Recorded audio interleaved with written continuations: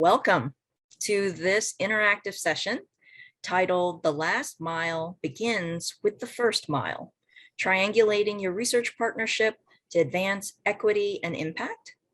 My name is Wei Chow. I am the IES Program Officer overseeing the effective instruction topic and the program officer for this particular grant highlighted today. So let's walk through the agenda for this session. First, I'll introduce the panel of speakers. Then our speakers will discuss the research partnership triangle in equity-driven research, particularly why these three groups provide the necessary perspective for meaningful equity-driven educational policy research.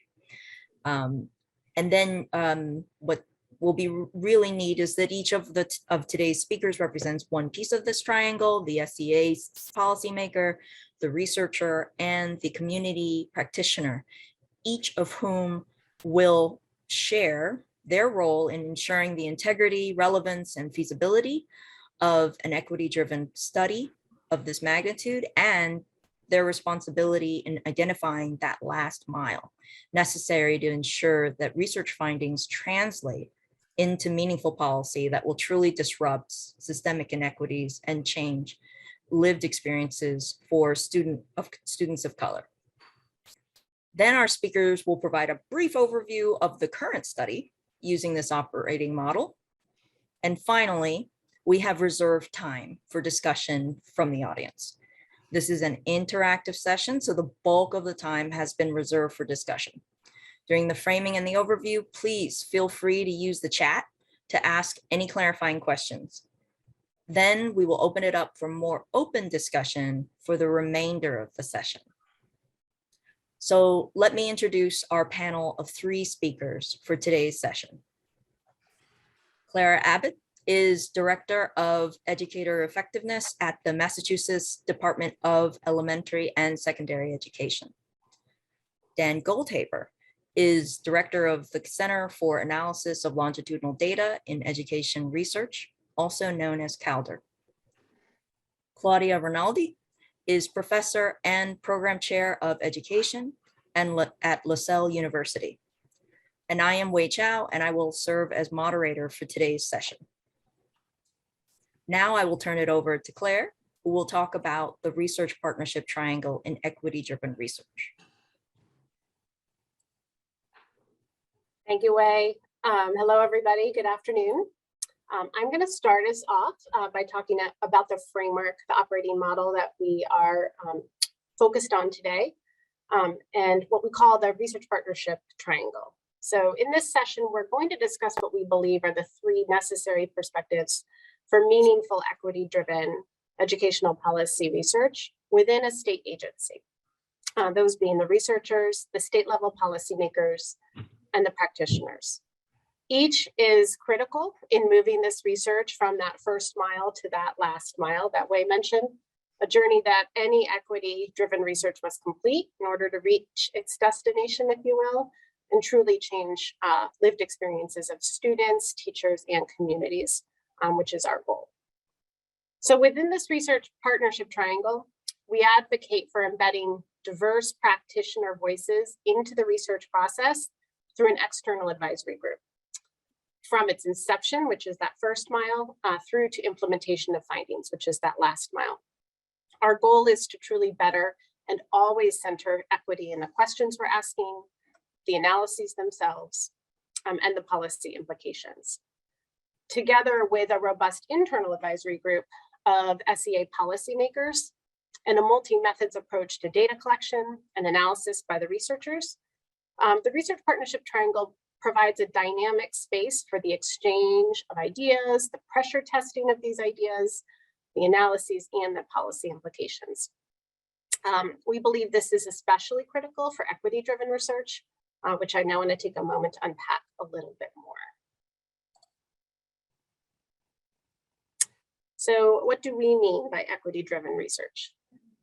We're defining equity-driven research as research that not only seeks to advance racial equity and disrupt structural racism through its inquiries and findings, but does so by conducting the research itself in more equitable ways. This requires acknowledging systemic inequities and power dynamics that have historically limited research from truly impacting marginalized communities, or worse, caused additional harm by reifying or normalizing racialized structures and definitions. Dr. Rihanna C. Rogers, the director of the RAND Center to Advance Racial Equity Policy, has noted that advancing racial equity through policy and research demands engaging in intersectional research spaces. And it also requires acknowledging that personal beliefs and perceptions, rather than data, can and will determine how people respond to efforts to increase equity. And I think this quote here very well captures her call to action: balancing racial equity studies, policy analysis, and cross-functional awareness is key to making the research and analysis both meaningful and action-oriented.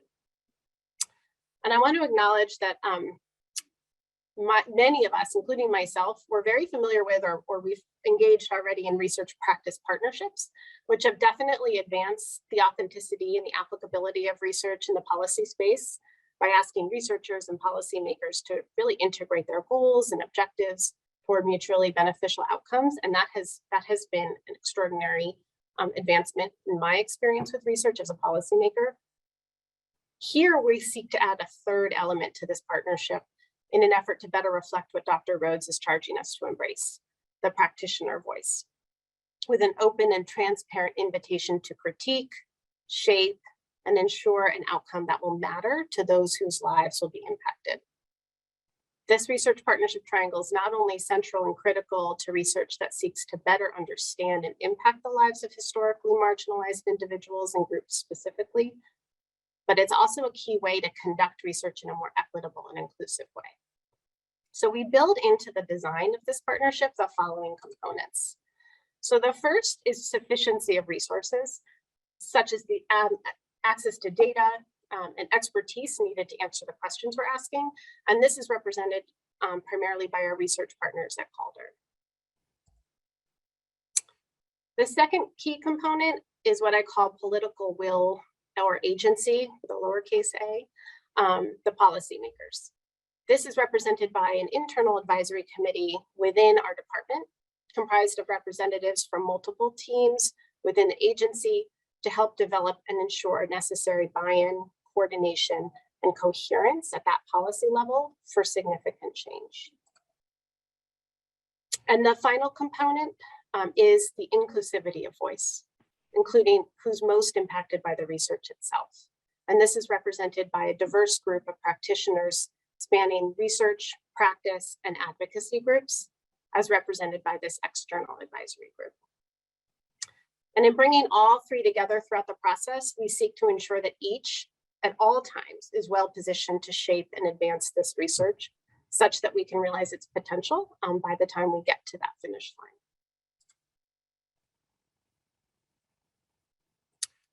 So now that I've introduced the operational model, I would like to take a few minutes to share a high-level overview of the research study itself that we are engaged in, so you can see how we are contextualizing the research partnership triangle in our own work.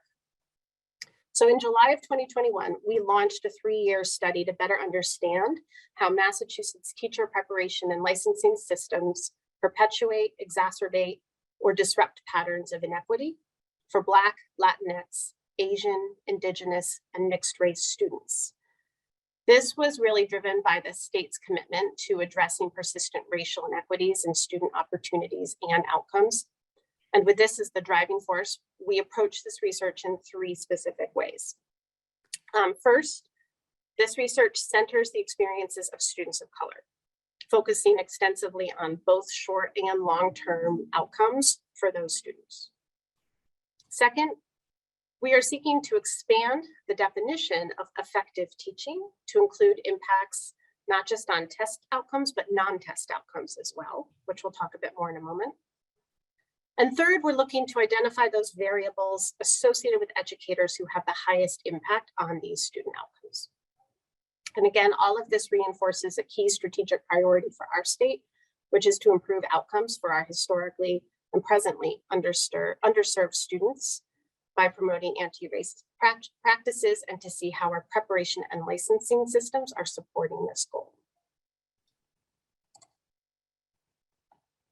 And here you can see the 3 guiding research questions, which focus on variation of teacher effects on student non-test outcomes, how predictive are features of the state's preparation and licensing systems of these teacher effects, and what specific practices help prepare teachers to be effective in improving outcomes for students of color. This matters. This is important to us because as a state, we are wildly off balance when it comes to who's teaching whom. Over 90% of teachers in Massachusetts are white, and over 40% of students identify as students of color. 1 in 5 students are English language learners. 1 in 3 of those don't graduate on time, and 1 in 7 drop out. We have the data systems and the policy levers to disrupt these trends, and it's our responsibility to use them. And that is why we pursued this research in partnership with Calder. So I want to turn it over to Dan now to talk a bit more about the specific data systems that are informing this research and what we're going to be exploring in order to answer these questions. So Dan, I'm gonna toss the mic over to you. Great, and maybe flip to the next slide. First off, it's nice to see everybody. It would, of course, be nice to see folks in person, and hopefully we'll be there next year. I'm going to talk a little bit about the study without getting too much into the weeds, frame up the study and what I think some of the implications potentially could be. You know, we have a couple of decades of research now showing the impact that teachers have on student outcomes. But I would say, 95% of the studies are focused on teachers' impact on student test scores, which I think is an important outcome. But new evidence is emerging to suggest that this is the 5 or 10% of studies that teachers also have really important impacts on non-test outcomes like attendance, like progression from grade to grade, propensity to go to college, et cetera. And that there is not always a super strong correlation between the test-based outcomes and the non-test outcomes. And this, of course, it matters for how states might think about teacher evaluation and the kind of preparation that teachers would need to get into the workforce, and the connections between teacher preparation and ultimately the quality of the teacher workforce. So what we're doing is connecting students at the individual level, students and teachers, to a variety of outcomes, both test outcomes and non-test outcomes. And you can see the list up on the screen without me reading it to you. I'd highlight that some of these, there's just very little information about the non-test outcomes and the role that teachers play in influencing them. In particular, I have not seen anything really on voting behavior and connecting it to individual teachers. And I think thinking about voting and civic participation is an increasingly important thing for us as a society to be thinking about. And so we'll be connecting it to teachers and assessing how much variation is there in the teacher contribution to these non-test outcomes. Are these things, do they all look kind of aligned? And how aligned are they to test-based value added, which is commonly used measure? And then also backing that into teacher preparation to see if there are teacher preparation experiences, graduation from certain kinds of programs, et cetera, that seem to predict teacher contributions to students along these non-test dimensions. And I don't really know what to expect because there's, again, not a whole lot of evidence on these issues. But I also think that this is one of these studies where even if you don't find things that are, statistically significant, that too is evidence for policymakers. So we've talked a little bit about what might non-findings mean, and it might mean that the existing systems in the state of Massachusetts to try and assess what's going on with teacher preparation and teacher quality are insufficient. To be clear, Massachusetts has a pretty sophisticated system for connecting pre-service and in-service outcomes. So I'm optimistic that we will be finding interesting relationships. But again, I think that non-relationship says, hey, we got to look in some different places. So that's the way that I would kind of frame up the questions and how they could be connected to policy, but happy to talk more when we get to question and answer about the specific questions or methodologies or outcomes that are listed there on the slide. Thanks, Dan. I think we will definitely have time to talk more about some of the details. I want to pause and just talk high level about some of the policy implications and around linking state preparation and licensure policies to outcomes for students of color, because these findings could have a real impact on teaching and learning, and could really shape or help us rethink several of these big buckets of policy that Dan mentioned a couple already: teacher evaluation, licensure pathways, things like that.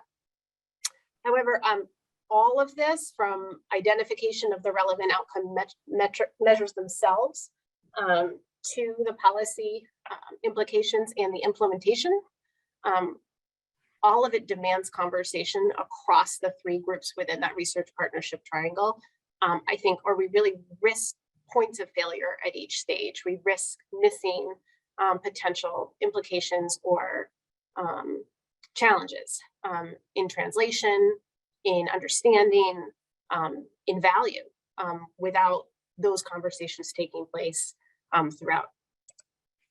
And to that point, oh, go ahead. I just want to interject and say, if you go back to the prior slide, that this is an area where I think it's the conversations that we've had with Claudia and the advisory board have already been helpful. There's lots as a quantitative researcher, there's lots of ways that we kind of know how to use the existing data, but we might not know how to think about different kinds of teacher preparation and preparation programs and field experiences and what might be important. So some of the conversation with the advisory board has been about those very issues, and actually does help to inform what we are going to be doing in terms of the analysis. So Claudia, I don't know if you want to kind of weigh in here, but as a researcher, I have valued that the exchange in terms of informing what we think we're going to be doing over the next couple of months. Yeah, no, in fact, the last meeting we had this earlier last week was actually insightful to me, because it incorporated students, the practitioners in the ground, so district level teachers, but it also included the faculty at higher education institutions in teacher preparation and the state. So it allowed for those conversations to happen and for us to kind of explore and not have a blind spot, right? Especially with these populations, the representation of urban schools, but suburban schools and rural schools, but small institutions, large institutions, really allowed for us to kind of listen to all the perspectives of the stakeholders. And, one of the challenges in the field has been, just the diversity of the teachers, but also the diversity in teacher education. So to be part of that group as a valued member, to be part of this triangle was really key.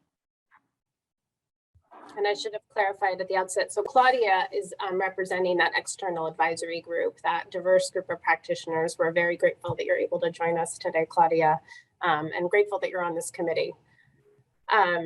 So I'm going to wrap up with just one more slide around how we contextualize and operationalize the partnership triangle in the research. And then I'm going to turn it over to Wei to facilitate more of an open discussion.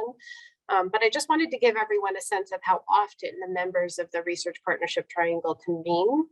And this is a high-level overview here of the 3-year research study, starting with the launch meeting when we bring all of 3 groups together, and then going into quarterly meetings with the internal advisory committee and biannual meetings with the external advisors.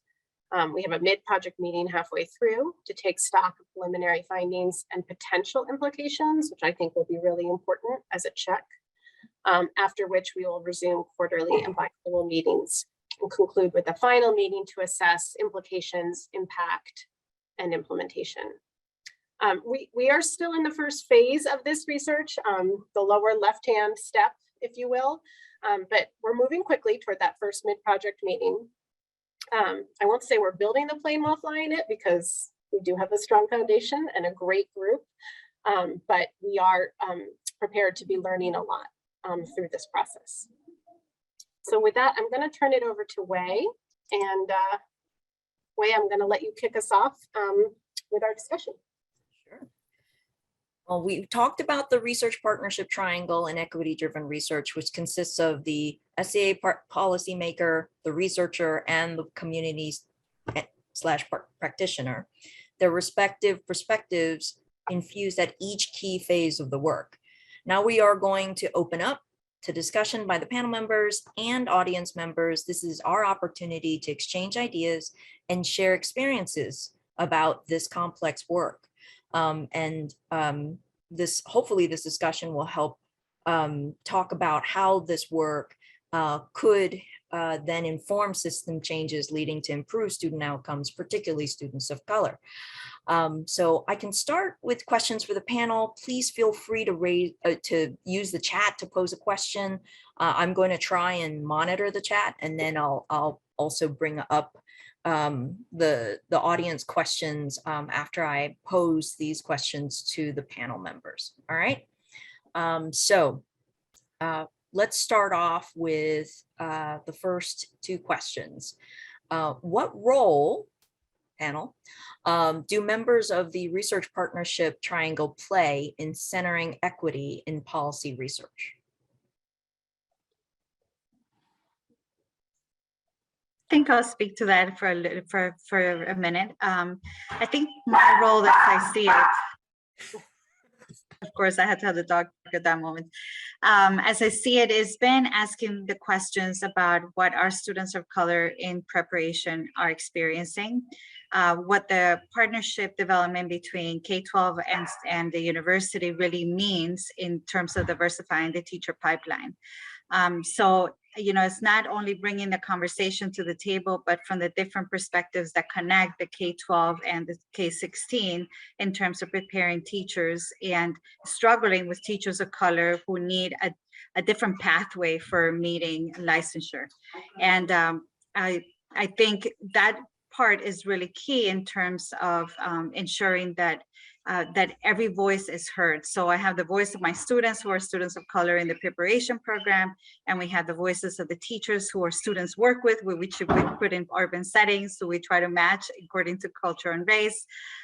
So those voices need to inform our practice, and I get to be kind of like this special place in the middle where I hear both of them and try to bring that conversation to the panel, to the triangle.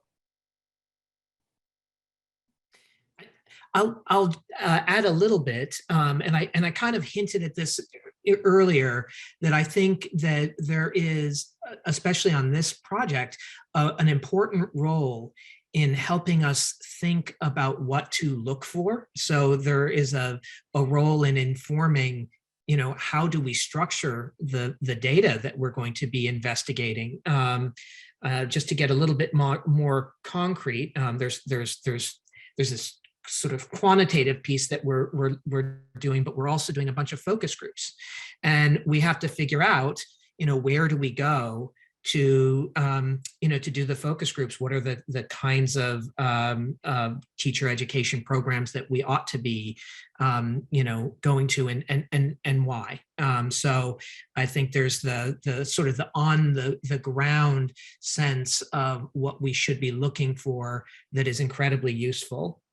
And then the other thing that I think, as the project is carried out, that is going to be really, really important is understanding what it is that is being found, and thinking through what does it imply about policy or practice, and then kind of carrying that message. And I don't mean for that to sound like a one way, like the researchers say, here's what we find, here's what, the message, go forth.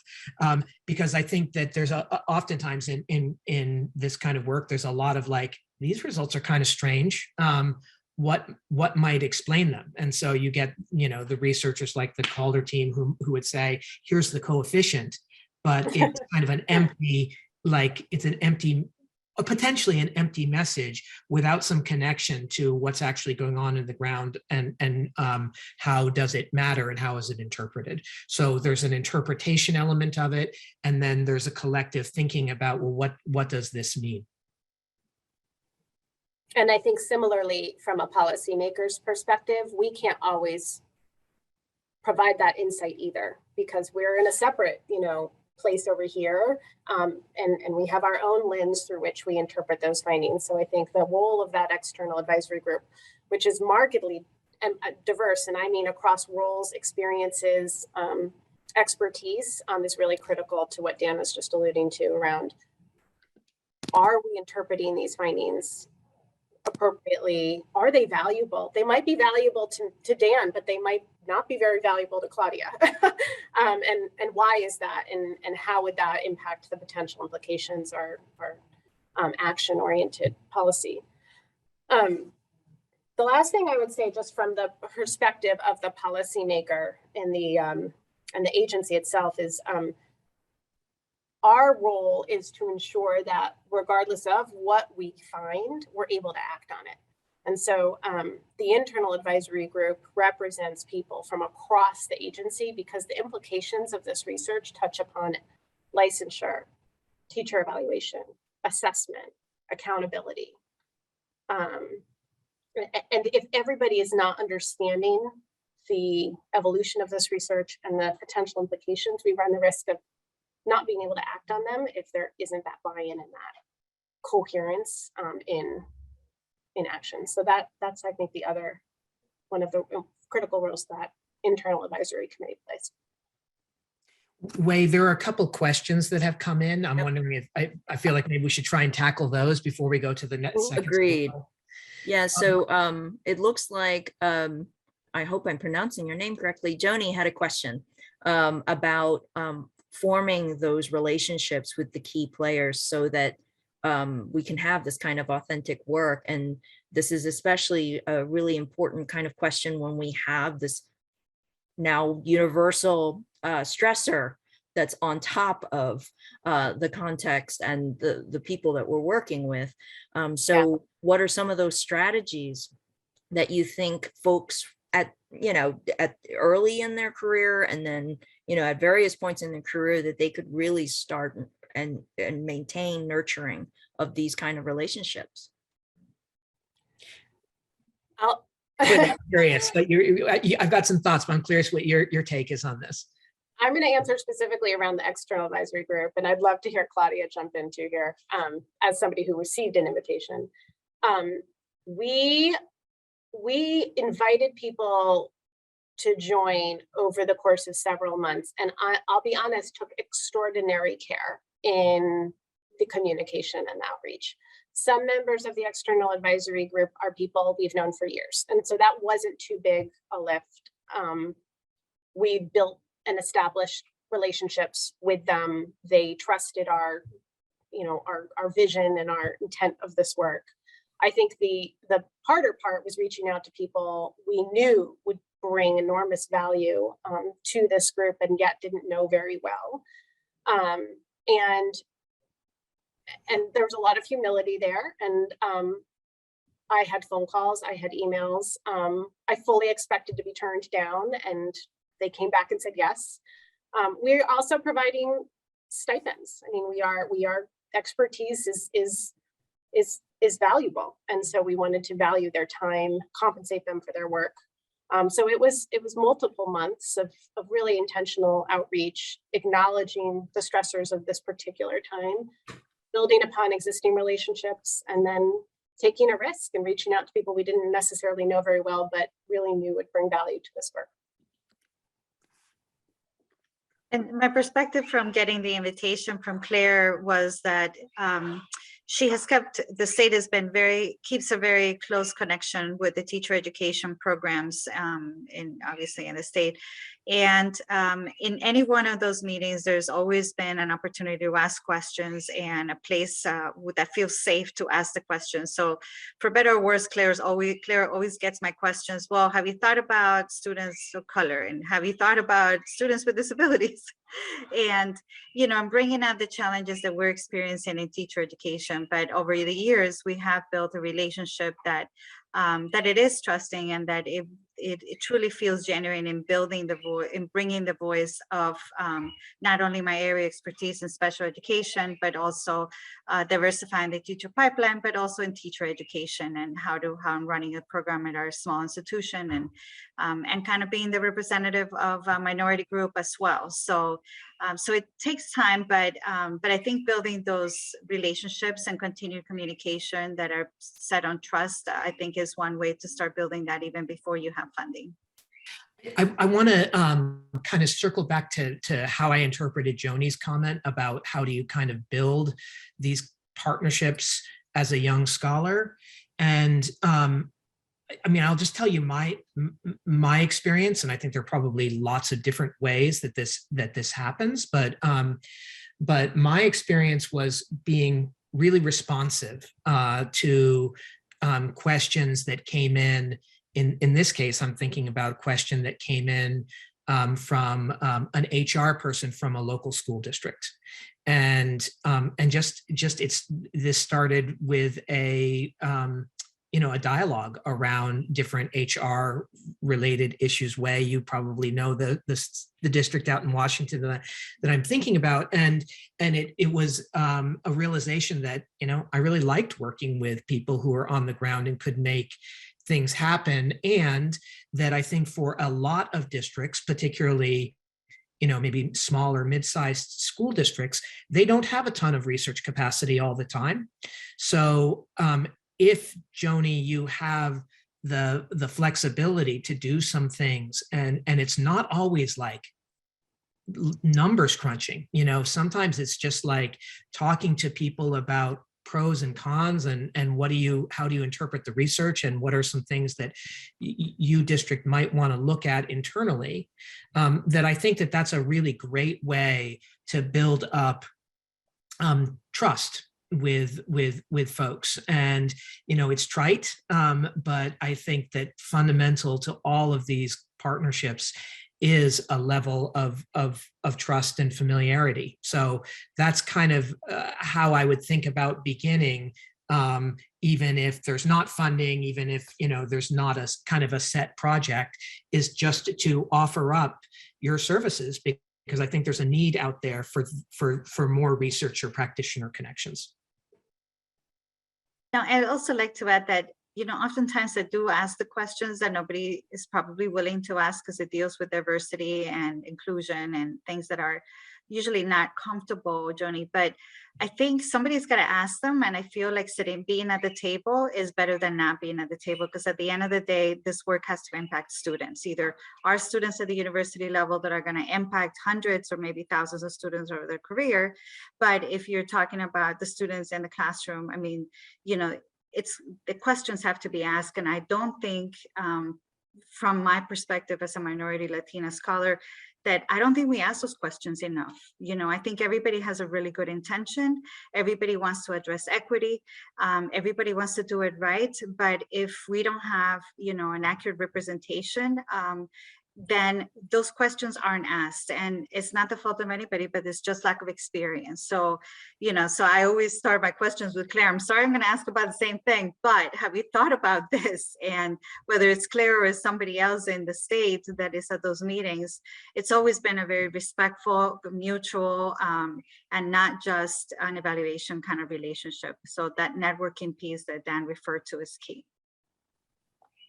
That Mary asks about, what are we learning about different pathways to licensure, and in particular about licensure tests, and the fact that prospective teachers of color tend to fail these tests more often. And I think there's pretty good evidence that that there's potentially a downside of that because there are role model effects in education. So particularly students of color tend to benefit from having teachers of color. And we don't have results that are shareable from the current study, but we've been working with Massachusetts for a while on teacher preparation issues. And one of the reports that we did, which you can find on the Calder website and hopefully soon in a journal article, I am a researcher, so I have to, I get kicked out of the profession if I don't say that, but it's about the performance on the licensure tests and how predictive is that performance of future test-based value added. Now, note that I'm emphasizing the test-based value added part of it because that's what lots of studies focused on. And we do see a relationship between performance on licensure test and teacher value added.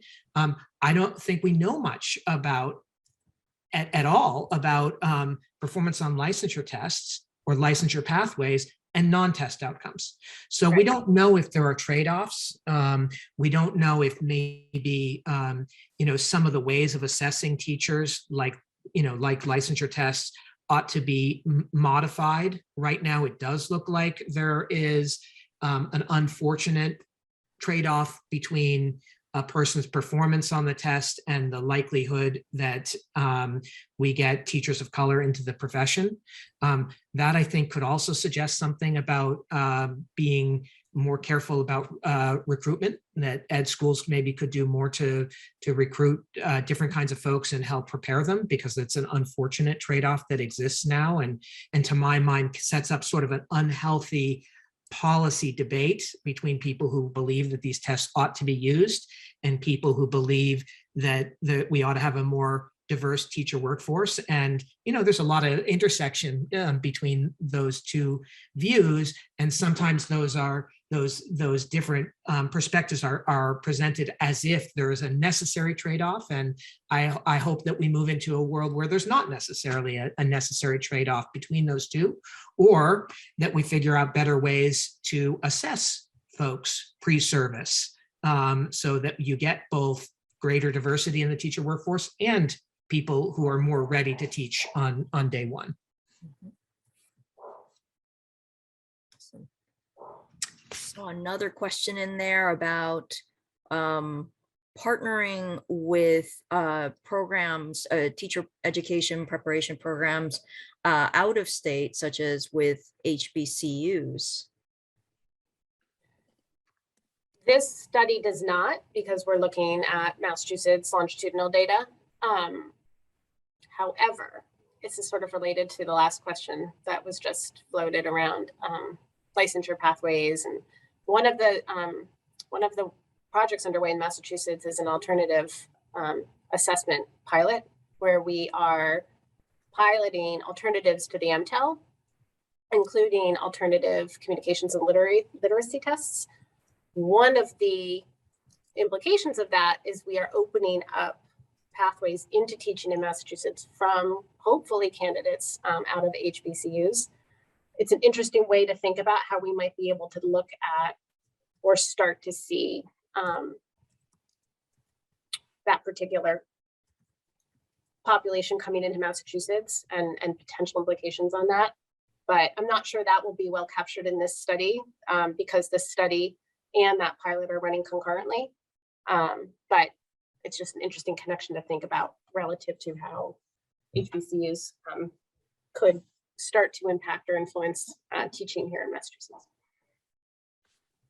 And certainly from the IES perspective, if we have researchers out there that are interested in looking at similar issues, similar research questions in other locales with different populations, with different partnerships, this is a great opportunity to think about a future proposal to IES because there's a lot of room in this field to answer questions like, what are the most predictive measures that can tell us how our kids are doing?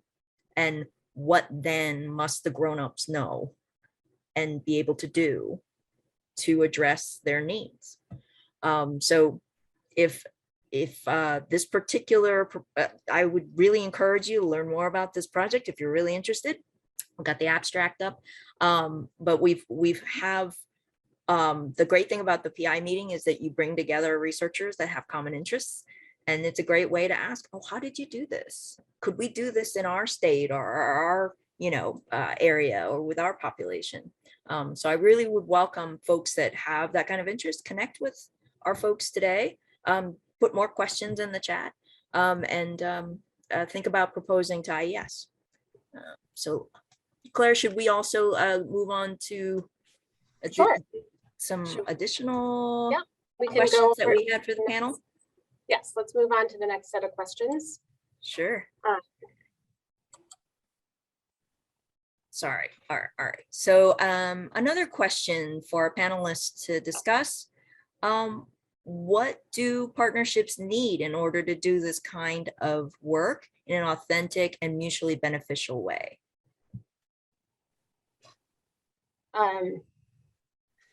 So as the person who's structuring a lot of the convenings and bringing these partnerships in, we spend a lot of time thinking about building trust and creating a space that is truly inviting of all of these perspectives. Because I think I will speak personally, coordinating an advisory group like the one Claudia is participating in is unique given the diversity of roles, perspectives, expertise, experiences. And the biggest, I think, what's most important to me is making that space feel welcome to everyone and honoring of their perspectives. I'm not sure we get it right every time, Claudia. You can provide me with any suggestions anytime.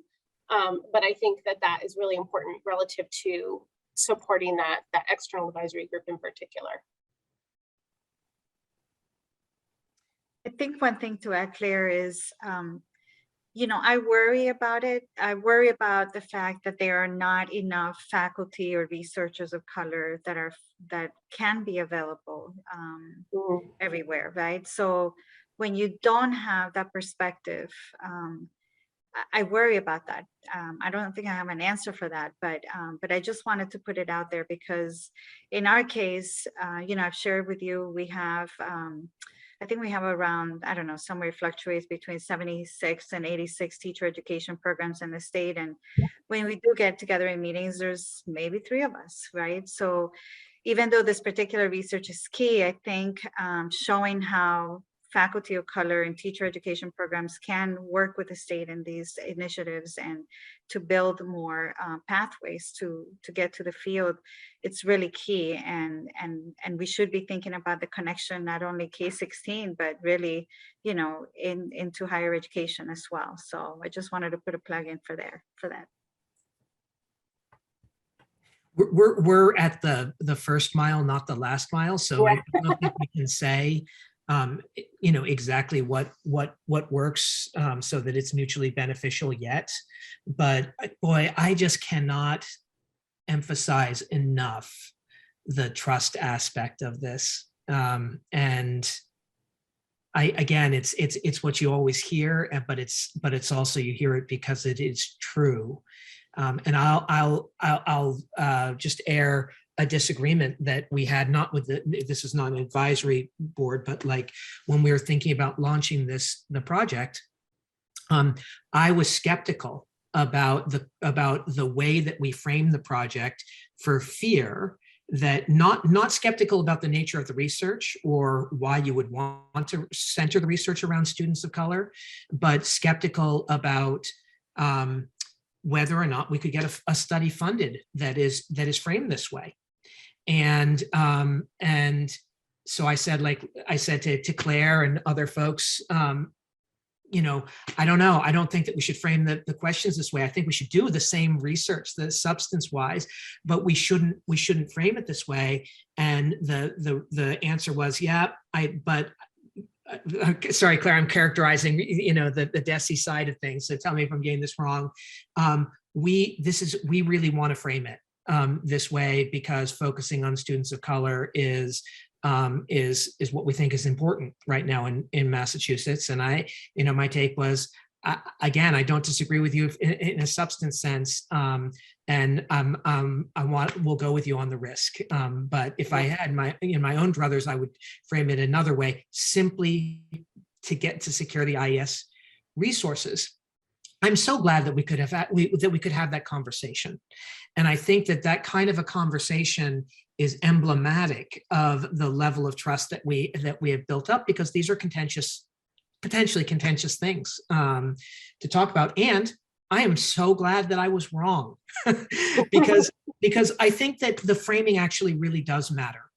And I'm not sure that we would have the same advisory board if this had been framed in a much more neutral way.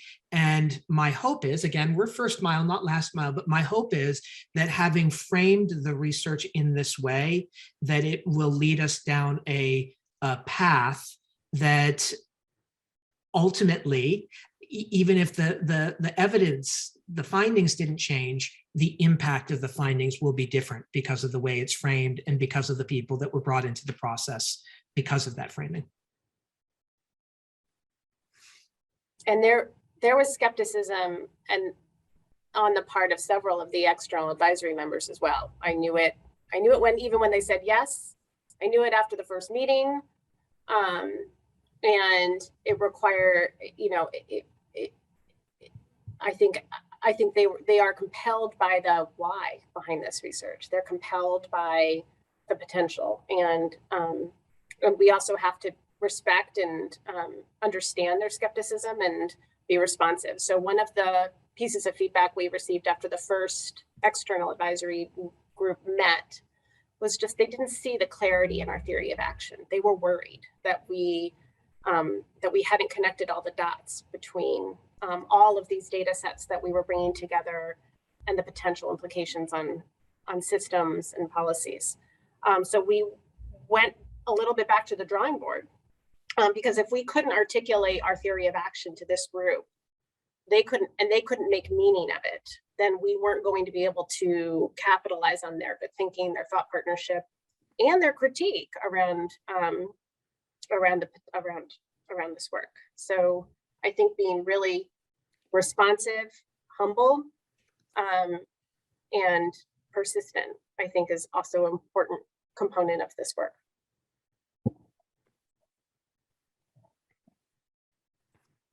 Hey, Dan, I wanted to follow up on a point that you made earlier about essentially, that conversation and the concerns you had and the feedback you wanted to give about how to frame the project. Because I think your fellow researchers who may be in the audience today have ideas maybe that are similar, like similar populations, similar types of variables that may have had these exact same thoughts, and might be helped by hearing, okay, what were your concerns, and then ultimately what kind of unfolded. My concern was there was some of how you learn about impacts are in contrast to the effects on one student group versus another student group. So there was a little bit of that sort of like, does the way that we're framing this sort of misrepresent the nature of the research? But basically, my concern was whether people would be turned off by the focus on students of color, since that at least at a high level suggests that you're less focused, at least on a big subpopulation of students.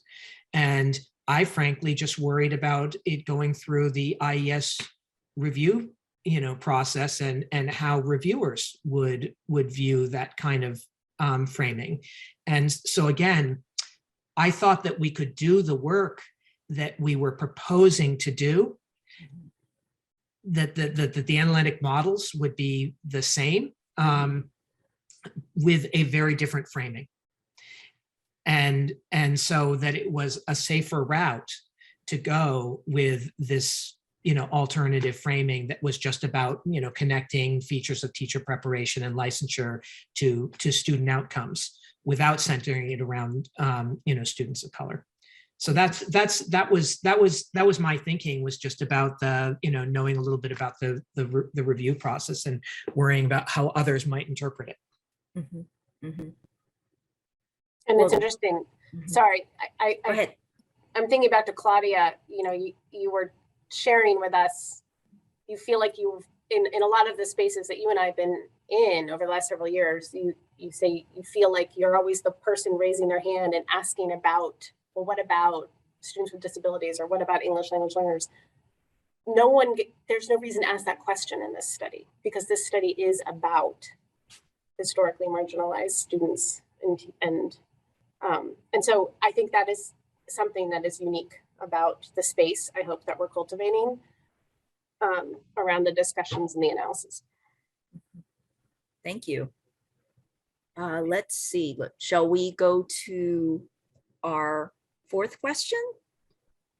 The hard part. The challenges? Yes. What are the challenges of this model from ideals to real life? Yeah, I'll kick off and say, first, I don't think we know what all the challenges are yet, because it's likely that, hopefully if you do good research, if people sort of, it is what it is, and what it means is where there's disagreement. So the challenge is around the interpretation of the findings. So I don't think the challenge is one of a technical nature. I think the challenges will come up around interpretation, and we're not there yet. I also think we keep emphasizing trust. I think it will be challenging to make everybody in the advisory group, which is a large group of people, feel the level of comfort that, I'll just say for myself, that I feel talking with Claire and increasingly with Claudia, because we've had enough time to have lots of, interactions, and you can feel like you can say things in a way that is maybe less guarded, and not worry that people would misinterpret what you're trying to say around controversial issues. And it's a big group, and so I think Claire and her colleagues have done a great job of trying to construct the meetings in a way that allows you to, even in a pandemic Zoom era, get to know different folks and on a more one-on-one basis. But I think that because this is a potentially a contentious area of research, and making research matter means that you need the people, the constituents for whom it might matter, the stakeholders, to help carry things forward, that trust is going to be really important. And that's just hard when you're talking to big groups. So that'd be my concern, challenge.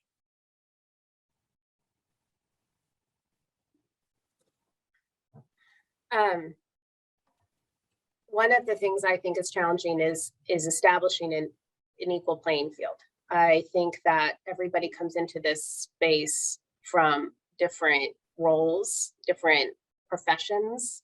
We have incredibly well-renowned researchers. We have principals of urban elementary schools. We have classroom teachers. We have program directors from our ed prep programs. We have policy. And I think that providing equity of voice and valuing everybody's expertise as distinct and equal is, I feel as though I do, but I don't, but I want to communicate that to everybody in this group. Otherwise, we won't be able to invite them to be honest and transparent with us in terms of their thoughts. I think everybody has everybody's interests are slightly different, and everybody's horizons are slightly different.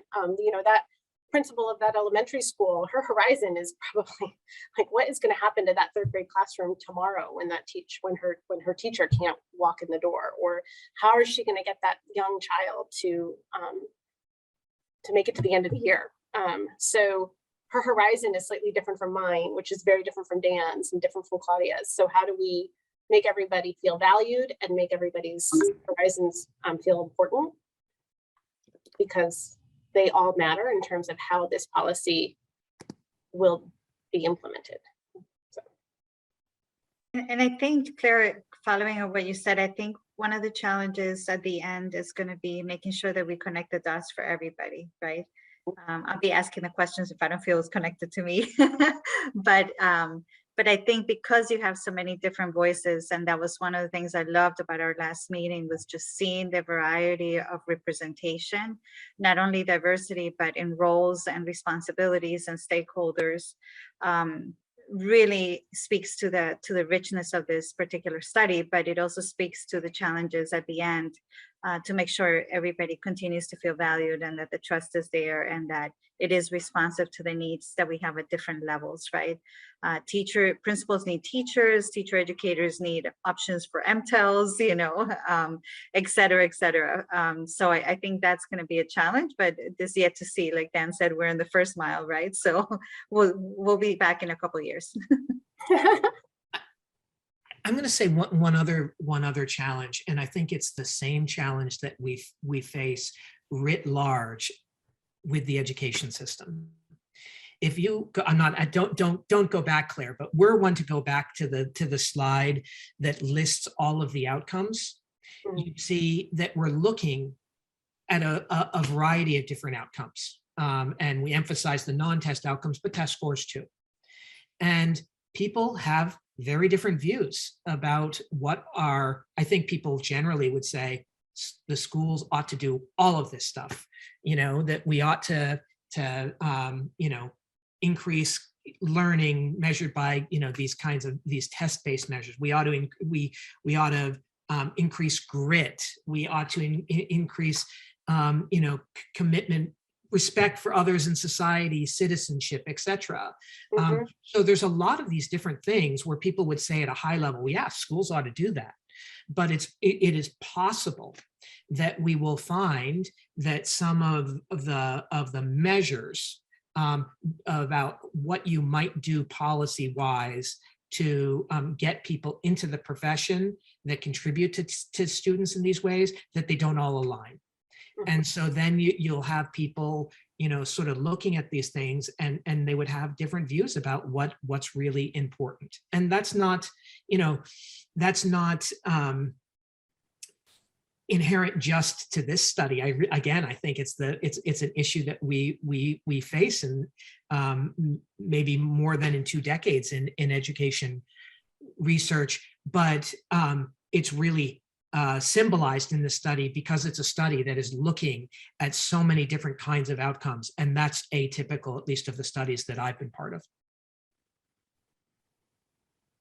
We've got a question in the chat from Mary about stakeholders that, and also maybe we're going into another shape beyond the triangle. Maybe there will be a quadrangle. Do you have parents of students involved in your research group? I ask because they would be concerned about teachers being able to leverage academic, affective, and other important outcomes. What do we do about potentially other key stakeholders that could shape what we consider as important? It's a great question. And, you know, one of those that makes me think, well, I wish I had thought about this in March of 2021.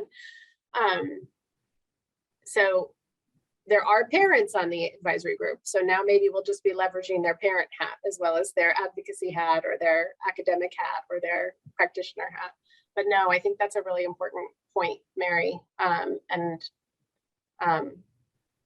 something to consider. We are capitalizing on data we have around students and student voice. And I think that will be really important in understanding students' experiences with teachers and how their experiences with teachers impact their short and long-term outcomes relative to some of the ones Dan shared. So I think that's going to play an important role in this work.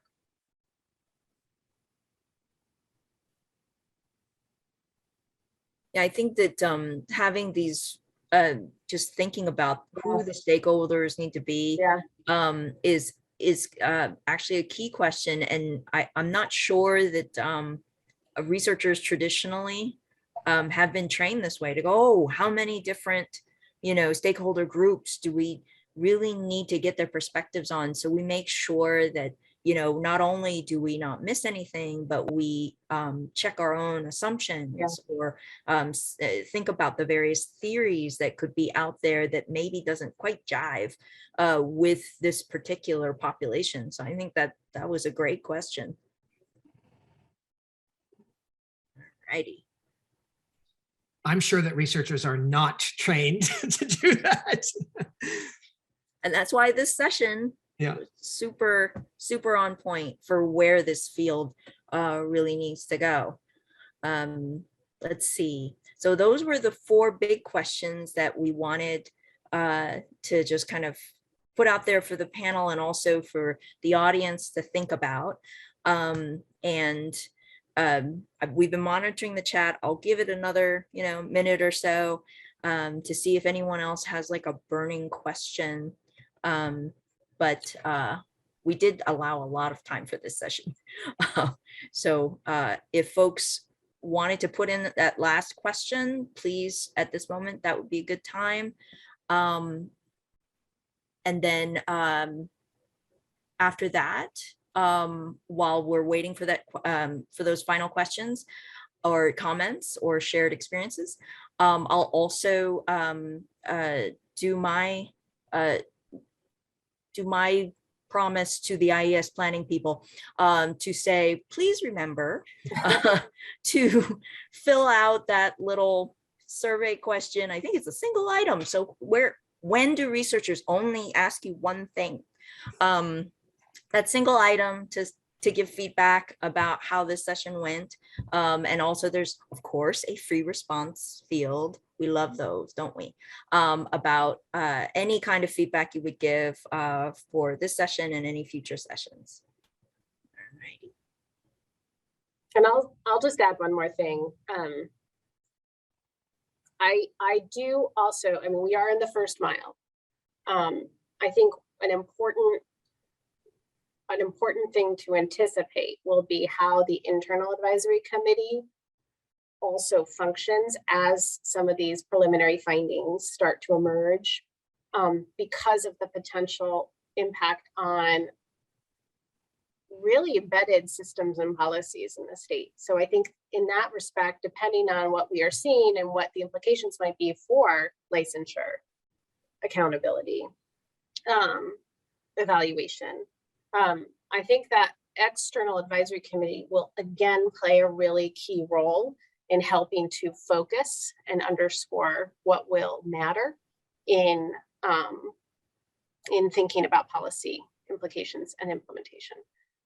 Because I don't think it's just going to be smooth sailing with the internal advisory group either, given the potential impact, but bringing them along throughout this process. You might have noted they meet quarterly. We meet twice as often internally as we even do with our external advisors, because of the importance of maintaining that investment, buy-in, and readiness for action.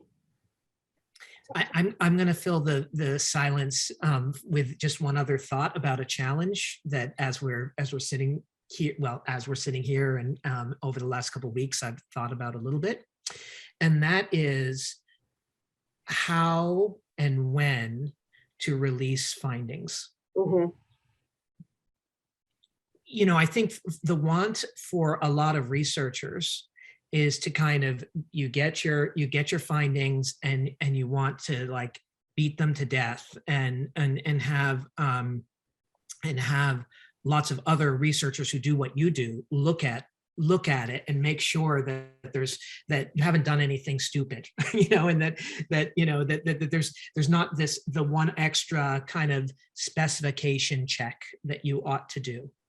And in many ways, that's fundamentally at odds with the practitioner, research practitioner setup that we have, especially when we're sharing results, which external advisory board you will see soon, with a large group of people. And so you want to, I think it's important to establish strong norms around the sanctity of the discussions that and that people are sharing things that whether they're research findings or just their thoughts and feelings that shouldn't be tweeted, shouldn't go beyond the group, but also that research results at the beginning are preliminary. And so, you worry about someone seeing a result and kind of running with it, or it framing for a person, what are the findings going to look like going forward. So I don't know how exactly we will mediate that, other than to just do our best, hopefully to set the tone around some of those norms. Oh, there are a bunch of things that have come in the chat. I think I wanted to address Carol's question.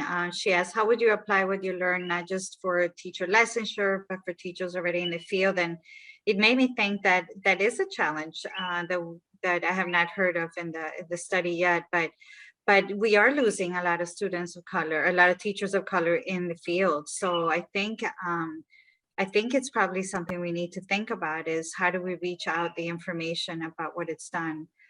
Because of course, we know that minority teachers are always put in situations where, there's more demand on them, and that's why the burnout happens much quicker. So, so it'd be interesting if we could, report back to them in some capacity to kind of get them to feel that it's beyond them, that there is an effort around this. I know in dealing with some of my pre-service teachers in our teacher preparation program, they experience bias in our program, and and I sit there and I'm like, I lead this program, and I can't have that on my watch. And then we have to have the hard conversations where what do we need to change? What barriers are there that are not allowing our majority students to kind of, learn to deal in a more multicultural environment? But also, kind of what tools do those teachers need to make sure that they can move through the system and be able to impact students? Because I don't want to lose any of them right now.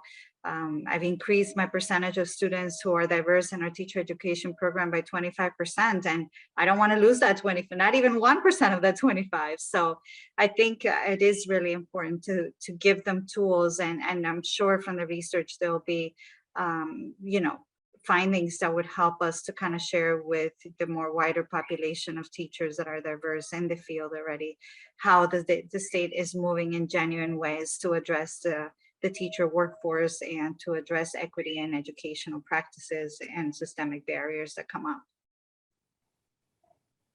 And I'll just add one more thing to that. I think Massachusetts is uniquely positioned. We have really strong connections between our teacher preparation standards and expectations and our in-service standards and expectations. And one of my hopes with this research is that as we learn more about teacher effects and characteristics of effective teaching and learning that are connected to those short and long-term outcomes for students of color, we can start validating and elevating teacher practices and skills that historically have been ignored or marginalized.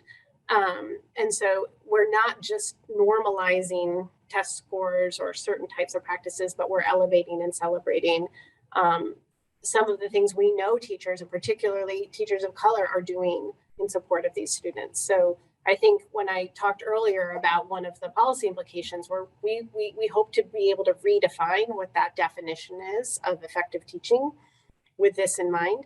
And then from a policy perspective, we're looking at the rubrics for teacher evaluation and principal evaluation, and how do we embed or integrate some of those practices into into the state standards for effective teaching and leading.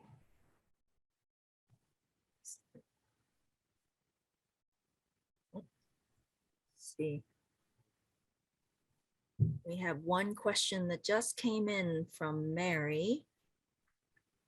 So you mentioned that, Yeah. okay, Massachusetts has an alternative. All right. So it's hard to say that we have alternative assessments right now that we're piloting around content knowledge and communication and literacy. Our licensure routes are still the same. I would say the thing that comes closest to an alternative licensure route is our provisional license, which allows teachers to obtain a provisional license having passed the MTEL with a bachelor's degree, and then they move toward their initial license within a certain period of time. And we're dealing with the same tension right now relative to staffing shortages and trying to address them in a way that balances quality with responsive routes. We have an emergency license right now that's in place, but it will expire in a year. So I don't have a perfect solution for you, Mary, because we're navigating the same very challenging waters. I have two reactions, Mary, to what you have said. One is that I think it's easy to, I'm keying off the part of your statement that where you say that you're quite concerned about the quality of teaching that you observe in a high shortage status. I hope I'm not misreading the intent of the comment, but potentially that people who go into high shortage areas, maybe through alternative routes, that the quality may not be all that high. And I don't want to prejudge whether that's true or not, but the thing that I would point out is that it's important to think about the counterfactual. And the counterfactual in some of these shortage areas may not be a fully qualified, according to being sort of traditionally licensed teacher, but it could be a long-term sub. And so, yeah, I guess just the counterfactual is sometimes a conundrum. But the other thing that I would say is just that you raise a point about hard to staff areas that I find super frustrating. And this is a totally different area, so I will try not to go on a diatribe, but there are these long-standing problems about shortages in particular areas that are true, whether we're talking about them or not. So whether you see stories in the newspaper, it's true that it's usually the disadvantaged schools that have a harder time staffing positions. It's true that it's often harder to hire people who are prepared to teach English language learners or in special education or in STEM areas. And so I just want to highlight that fact because everybody's talking about it now, but I feel like as a community, we haven't done much to move towards solutions to a problem that we know has existed for 2 to 3 decades at least. Yeah, I think that's one of the, repeating patterns of the last couple of years during this pandemic, right? Any issue that was already there. Yeah. It's worse. It just got ripped open, even more so with this pandemic, and teacher shortages was one of them.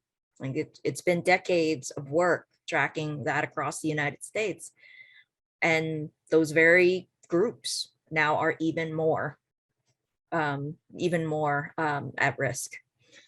So that's a really relevant issue that you brought up, Mary. All righty. So I think those are the questions and discussion comments that came through the chat. And so Claire, why don't we show your contact, because we hope that this inspired a lot of thinking and also intentions to reach out and continue the conversation because this is something that I think as a program officer, this idea of bringing the right players together, bringing all the key perspectives together, is just such a, it's complicated, it's not easy work, and yet it has the potential to really bring about work that is most meaningful to the very communities that we wish to help. So hopefully this inspired a lot of additional thinking and desire to reach out. Here are the email addresses of our distinguished speakers today. And then there's me at the bottom. So if you have any questions, please feel free to reach out to us. Otherwise, I'll just say again, on behalf of the IESPI meeting planning people, please fill out that one item to give feedback. We'll give you the extra 13 minutes to your day that we all could use, I guess, to have a break. Enjoy the rest of the PI meeting, and thank you so much for joining us on this session. Thanks. Nice seeing everyone. Thanks, everyone. Bye.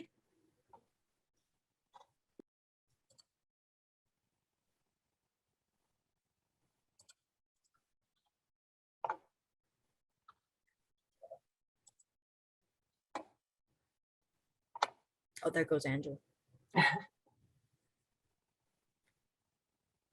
Thanks so much, Claire, Claudia. Thank you so much. This is one of my favorite topics because it's just so important for folks to just bring these processes to consciousness and share examples.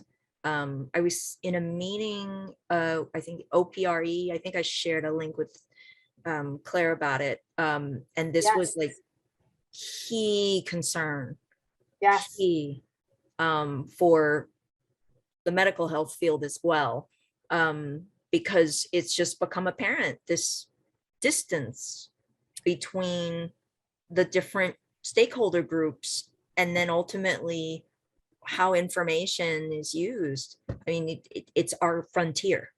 That's what's left. Like, how do we make work actually matter to the very people we said we want to help? So I was so grateful when you brought up this idea. I appreciated the materials you shared with us. And Claudia, I'm going to, oh no, I think Claudia was on the email. It was those equity research guides around evaluation. If Claudia, I can re-forward them because they're fascinating and really aligned to what we're trying to do. Interestingly, I had a hallway conversation with a colleague last week about this research partnership triangle. And in all good intent, they were sort of like, I don't get it. Why is this a big deal? It just makes sense. And I said, well, I don't think it's happening. Yeah, I was going to say, I'm like, it may make sense, but it doesn't typically happen. So yeah. So I said, It's I don't think incredibly rare. So I'm glad that they thought it was normalized enough to be common sense, but I hope it's helpful to everyone else. So. Yeah. Like just simple stuff like when IES had their research practitioner partnership competitions, that was considered like a huge change at IES. I remember. They just thought, wow, really? What will this do? But then it almost got, not on IES, but like they really lost traction. People started to get wary about whether RPPs were generating real outcomes. And I felt like the rug was going to get pulled out from under them before there was real time to give them, so there's still an uphill battle to fight in this space. Definitely.